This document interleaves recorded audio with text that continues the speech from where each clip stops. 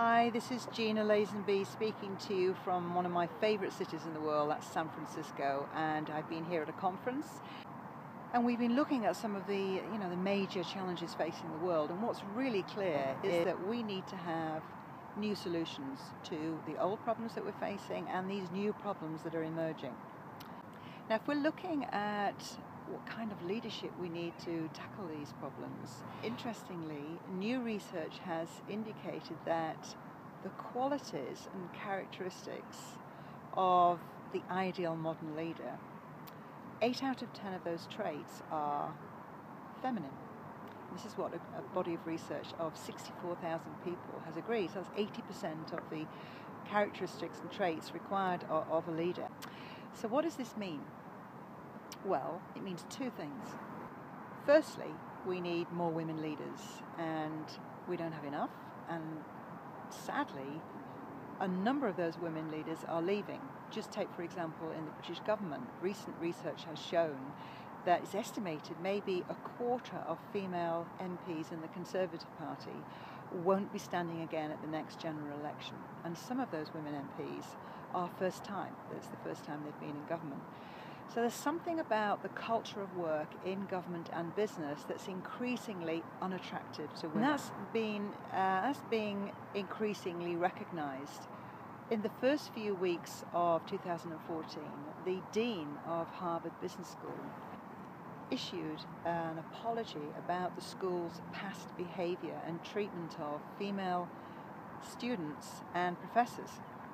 He even cited the treatment as being sometimes offensive.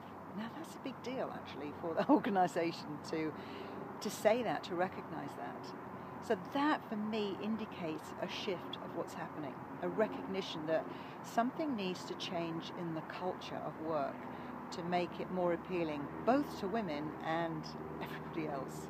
So this need for a culture change brings me to my second point. We need to incorporate and express those feminine traits into business to change the way business is done and make space for women to come in and lead using the way that they do things differently, honouring the different contribution that women make.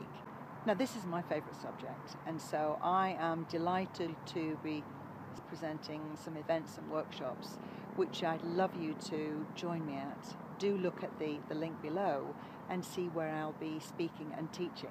And in my women's leadership workshop, I'll be looking at three things. Firstly, I'll be looking at the global role of women and what our role in transformation is, looking at that big picture and what we can specifically do to make the organisations that we work in much more profitable.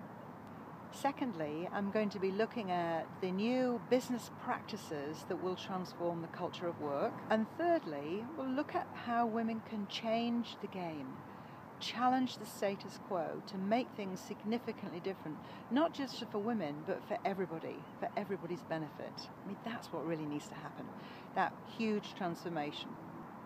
Join me at one of my events. I'd love to see you, because this, for me, is a really important conversation, and I know that you're going to get great benefit from being part of that conversation too.